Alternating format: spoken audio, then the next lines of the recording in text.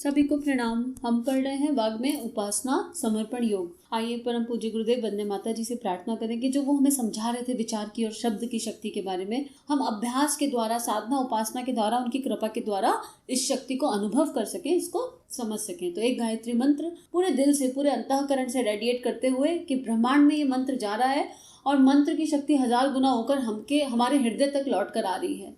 इस भाव से गायत्री मंत्र।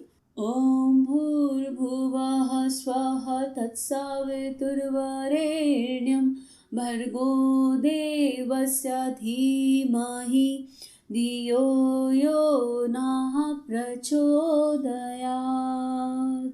आगे पढ़ रहे हैं। गुरुदेव बता रहे थे विचारों के बारे में कि सूक्ष्म स्तर पर कैसे हम यूनिवर्स में जो भी अदृश्य जगत में जो भी है उससे इम्पैक्टेड होते हैं और कैसे जो भी हम सोच रहे हैं वो मैग्नेटिक फोर्स के जैसे अपने जैसे विचारों को बाहर खींचकर हमारे पास तक खींचकर लाता है।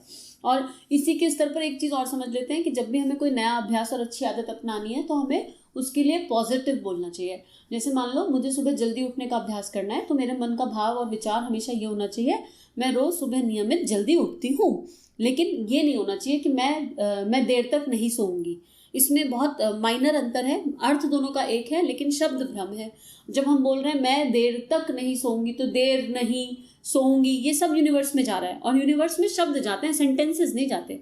और हमारा ब्रेन इमेज इस पे काम करता है ना, इंटेंशन भावना मैटर करती है। लेकिन जब हम ये कह रहे हैं बार बार मैं देर तक नहीं सोऊंगी तो हम अपने आप को सोता हुआ कहीं इमेजिन कर रहे हैं। लेकिन जब हम ये कहते हैं अपने दिल से, एकदम अंतःकरण से, मैं सुबह जल्दी उठती हूँ, मैं नित्य प्रातः जल्दी उठती हूँ, तो मैं अपने आप को वही करते हुए विजुअलाइज कर रही हूँ। तो इसका बहुत इम्पैक्ट पड़ता है। अपने लिए भी कर सकते हैं हम ये और दूसरों के लिए भी कर सकते हैं, अपने बच्चों के लिए भी कर सकते हैं। आप ये श्रेष्ठ भावनाएं रेडिएट, अगर आप अपने बच्चे में कोई परिवर्तन चाहते हैं तो उसको वही करता हुआ देखिए। मोस्ट ऑफ द टाइम क्या होता है, जब बच्चे कुछ ऐसा कर रहे होते हैं जो ना करने योग्य है तो माता पिता उसी का चिंतन ज़्यादा करते हैं। मान लो बच्चा गैजेट ज़्यादा खेल रहा है तो हम दिन भर कहते हैं अरे बहुत मोबाइल खेलता है, अरे बहुत मोबाइल खेलता है, मोबाइल नहीं खेलना चाहिए, मोबाइल नहीं खेलना चाहिए, गेम नहीं खेलना चाहिए। तो हम क्या रेडिएट और विजुअलाइज कर रहे हैं यूनिवर्स में? जो हम रेडिएट और विजुअलाइज कर रहे हैं वही उस चेतना तक जा रहा है। तो आप इमेजिन करो अपने बच्चे को श्रेष्ठ कार्य करते हुए, अरे ये तो समय का सदुपयोग करता है, मेरा बच्चा समय का बहुत सदुपयोग करता है। और ये एक्सपेरिमेंटल बता रही हूँ मैं आपको। हम लोगों ने एक ध्यान गुरु कृपा से क्रिएट किया और एक्सपेरिमेंट किया 30 लोगों के बीच में 21 दिन तक। और यकीन मानो 21 दिन में उन माता पिता ने अपने बच्चों में चेंजेस पाए और अभी भी वो चल रहा है। कॉन्टिन्यूस के लेवल्स हैं, लेवल 1, लेवल 2। और केवल माता पिता के ध्यान करने से, और कई जगहों में तो केवल माएँ कर रही हैं, केवल माँओं के ध्यान करने से बच्चों में परिवर्तन आ रहे हैं। तो सब कुछ हमारी ऊर्जा का इम्पैक्ट है कि हम कहाँ क्रिएट कर रहे हैं। आगे लिखते गुरुदेव, हमारी प्रकृति जितनी अधिक विचारों के सूक्ष्म आंदोलन को ग्रहण करने वाली होगी, उसी के अनुसार उनका प्रभाव हमारे ऊपर पड़ेगा। निर्मल मन वाले व्यक्तियों पर बाहरी विचारों का बहुत अधिक असर पड़ता है और वे बाहर से आने वाले हर एक विचार तरंग से प्रभावित हो जाते हैं। इसके विपरीत जो मनुष्य अधिक दृढ़ प्रकृति के होते हैं, वे स्वयं सोचकर इस बात का निश्चय करते हैं कि किस विचार तरंग को अपने मन में जगह दी जाए और किसको दूर ही रखा जाए। कितना खूबसूरत है। कितने ही उत्तम प्रकृति के व्यक्ति ऐसे भी होते हैं जो विचारों के सूक्ष्म आंदोलनों को अन्य लोगों की अपेक्षा अधिक शीघ्र और सहज रूप में ग्रहण कर लेते हैं। एक समाचार पत्र के स्वामी के विषय में कहा जाता था कि वह जब भी कभी किसी सभा या उत्सव में जाता, किसी के साथ बात करता, किसी से हाथ मिलाता, तो उनके विचारों का प्रभाव उस पर बहुत शीघ्र पड़ जाता। यह असर मानसिक और शारीरिक दोनों प्रकार का होता था।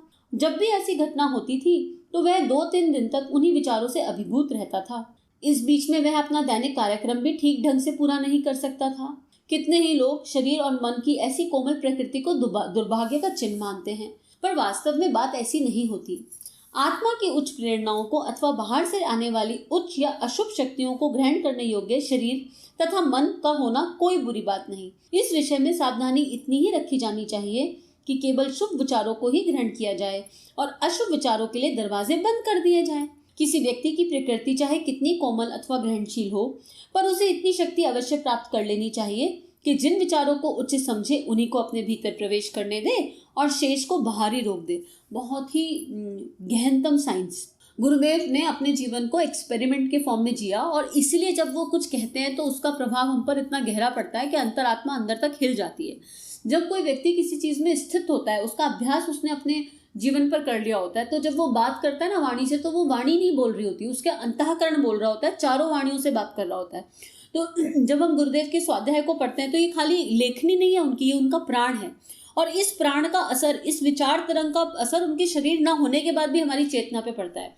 जब भी हम किसी सिद्ध संत को पढ़ते हैं जिन्होंने अपने जीवन को एक्सपेरिमेंट पे कन्वर्ट कर दिया, जिन्होंने उसको जिया, जो वो लिख रहे हैं या जो वो बता रहे हैं, तो वो वाइब्रेशन स्ट्रांग हमारे हृदय में उतर जाती है।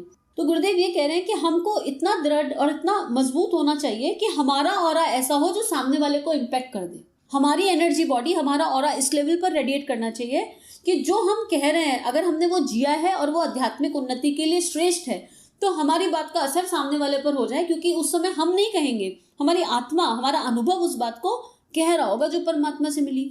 लेकिन कुछ लोग कमजोर पड़ जाते हैं, और कमजोर हम पता है कब पड़ते हैं, जब हम अप्रूवल ढूंढ रहे होते हैं। अप्रूवल ऑफ, हमें पता होता है सही क्या है, हम उस सही मार्ग पर चल रहे हैं, लेकिन अंदर भय है, कहीं भय कह रहे कुछ गलत ना हो जाए, ये निर्णय ठीक है या नहीं है, ऐसा जो हो रहा है ये उचित है या नहीं, और फिर हम आसपास से अप्रूवल ढूंढने लगते हैं।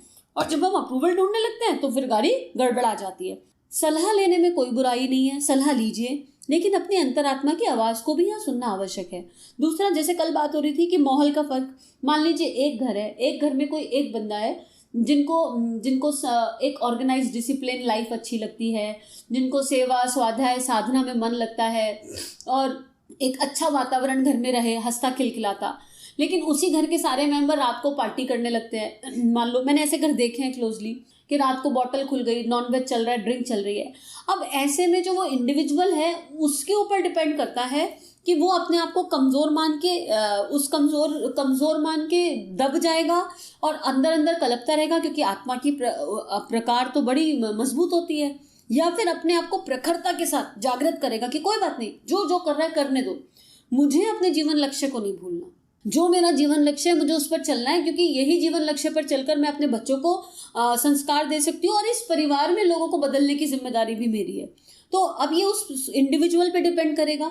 तो इसमें कोई बुराई नहीं है कि हम दूसरे की चीज़ों को ग्रहण कर लेते हैं, पर विवेक हमारा जागृत होना चाहिए, फिल्टर जागृत होना चाहिए। अब जैसे एक और इसको एग्जाम्पल में ले लेते हैं, मान लो मैं इस यात्रा पे हूँ, फॉर एग्जाम्पल मैं अपना एग्जाम्पल लेती हूँ। अब बहुत लोगों को यात्रा अच्छी लगती है, सही लगती है, बहुत लोग गलत ठहरा देते हैं, अरे क्या है, बस अध्यात्म में घुसी रहती हो, बस जप करते रहते हो और कोई काम नहीं है, लोगों से मिलना चाहिए। हर तरह के विचार आते हैं, हर तरह के लोग मिलते हैं। अब ये मुझ पे डिपेंड करेगा, मेरी आत्मा पर, कि मैं किस विचार को अपने भीतर जाकर अपनी मनस्थिति को हिलाऊं। सबके सुनते रहो और परमात्मा के चरणों में रखते जाओ, ठीक है, क्योंकि आपकी आत्मा सत्य जान रही है कि हम किस मार्ग पर है, हमें परमात्मा किस रास्ते पर चला रहा है। हमारा मन तो ये बात जान रहा है ना। जरूरी तो नहीं है कि हर कोई समझ जाए, और अगर मैं ये चाहती हूँ कि सब समझ जाएं तो ये एक्सपेक्टेशन हो गई ना कहीं ना कहीं। और इससे तो गुरुदेव बहुत पहले ही बाहर निकालना है कि हमें किसी से कोई अपेक्षा नहीं करनी, हमको अपने रास्ते पर चुपचाप सबके लिए प्रार्थना करते हुए चलते जाना है। तो ये हमारे ऊपर डिपेंड करता है। तो अगर आप दूसरों के अशुभ विचारों से घिरे हुए हैं, दूसरों की लो इंटेंशन ने आपको लो कर दिया है, तो अभी भी समय है, जाग जाइए, तुरंत जाग जाइए और अपने सारे दरवाजे बंद कर दीजिए। वो सारे दरवाजे जो आपको लो फील कराते हैं, उन सारे दरवाजों को बंद कर दीजिए। उन लोगों के लिए सद्भावना रखिए मन में, उनके लिए अच्छे श्रेष्ठ भाव रखिए मन में, उनके लिए प्रार्थनाएं कीजिए, लेकिन अपने मनोबल को किसी के कारण गिरने मत दीजिए।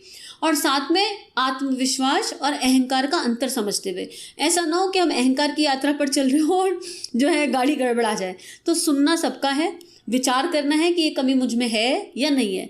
अगर आपको लगता है कि ये कमी आप में नहीं है, तो उसको परमात्मा के श्री चरणों में अर्पित कर दो, जो परमात्मा यात्रा चला रहे हैं, कि हे भगवान मुझको नहीं दिख रही है, आप देख लीजिए, और अगर ये दुर्गुण है इस आत्मा में कहीं, तो फिर मुझे सुधारने का रास्ता दिखाइए। और साथ ही जिसने बताया उसके लिए प्रार्थना, वो आपका हितैषी है ना किसी ना किसी रूप में, उसके लिए प्रार्थना कीजिए। और अगर आपको लगता है कि जो कहा जा रहा है वो कमी आप में है, तो फिर तुरंत उठ के खड़े हो जाइए और काम कीजिए अपने ऊपर। यही दो रास्ते हैं और कोई रास्ता नहीं है। लो होने का कोई कारण और होना ही नहीं चाहिए कि हम दूसरों के विचारों का प्रभाव अपनी चेतना पर इस कदर पड़ने दें कि अपनी आत्मा के लक्ष्य से भटक जाएं। इससे ज़्यादा खराब कुछ नहीं हो सकता।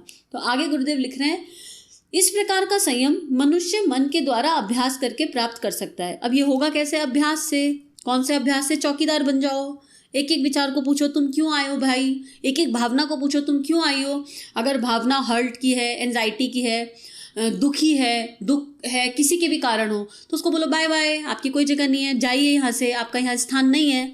और तुरंत हैप्पी फीलिंग को उसकी जगह रिप्लेस कर दो। कोई थॉट ऐसा आ रहा है जो किसी के लिए फालतू चिंतन कर रहा है, किसी के बारे में भी सोच रहा है, आवश्यकता नहीं है तब भी सोच रहा है, और या वो पास्ट में है या फ्यूचर में है, उसको तुरंत इस पल में ले आओ। ये वाला पल महत्वपूर्ण है, इस पल में जीना है, क्या करोगे पास्ट में जीकर, या भविष्य की बहुत ऊंची ऊंची कल्पनाएं बनाकर। ये सब करके हम रेडिएट कर सकते हैं हाई फ्रिक्वेंसी पर खुद को। आगे लिख रहे हैं, मनुष्य का मन सूक्ष्म आंदोलनों से चाहे शीघ्र प्रभावित होता हो अथवा देर से प्रभावित होता हो, तो भी आगे की लिखी विचार श्रेणी का समय समय पर ध्यान करने से लाभ हो सकता है। अब गुरुदेव इसमें एक सीक्वेंस दे रहे हैं, सीक्वेंस हम कल पढ़ते हैं सीक्वेंस को। आज के लिए इतना ही। तो सभी को बहुत बहुत सारा थैंक यू, सभी को प्रणाम। सभी के लिए प्रार्थना परमात्मा से कि हम सबकी आत्मिक यात्रा गुरु तत्व के सूक्ष्म संरक्षण में मंगलमय हो। हमारे YouTube चैनल को सब्सक्राइब करें और बेल आइकन को दबाकर ऑल पर क्लिक करें ताकि नोटिफिकेशंस आपको मिलती रहें।